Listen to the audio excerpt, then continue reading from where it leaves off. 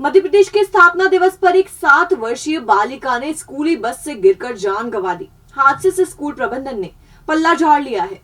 नारायणा निवासी यशस्विनी पिता रामेश्वर महर्षि Arvind public school Kaluheda में पढ़ती है। बस से गिरने पर उसकी मौत हो गई। दरअसल बस स्पीड ब्रेकर से गुजरी तो झटके के कारण यशस्विनी बाहर फेंका गई।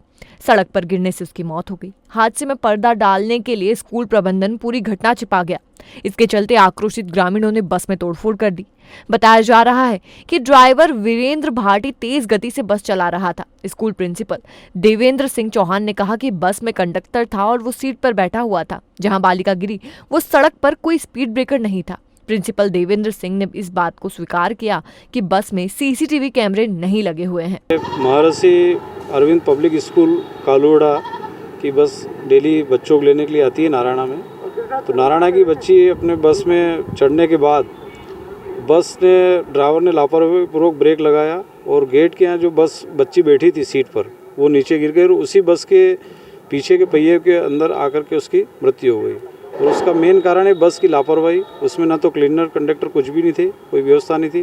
गेट खुला हुआ था उस गेट के अंदर और जो सीट पे वो बैठी थी उस सीट के वहाँ कोई जाली लगी हुई नहीं थी। इसलिए पूरी तरह बस ड्राइवर और बस की लापरवाही और स्कूल प्रबंधन की लापरवाही के कारण ये हुआ। और वहाँ पर वो किसी प्रकार का कोई स्पीड ब्रेकर वगैरह नहीं था, इसके कारण उस बच्चे का डेथ हो गई। उसमें दोषी वाला तो क्या बताएं, स्कूल बस जो जिस गांव से चलना थी वहाँ से महज आधे किलोमीटर किसी बस्ती के पास आई थी और वहाँ पर कुछ स्पीड ब्रेकर आने से कुछ गियर वेयर लगाने के ड्राइवर का, और बालिका पहली सीट पे ही बैठी थी।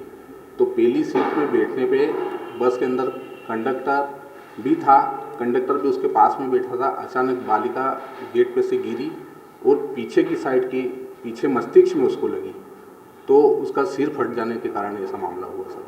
अच्छा, जहाँ पे ग्रामीण जनों का ये कहना है कि कंडक्टर उस बस में था नहीं, लेकिन अगर आप बता रहे हैं तो उसमें कंडक्टर था जी, ठीक है, और उसके बाद आप भी बोल रहे हैं कि वो बैठा हुआ था जहाँ उसको गेट पे खड़ा होना चाहिए था जी, ये उसकी गलती है कि नहीं? सर बस वहाँ से स्टार्ट हुई थी और महज 4 या 5 बच्चे बैठे थे।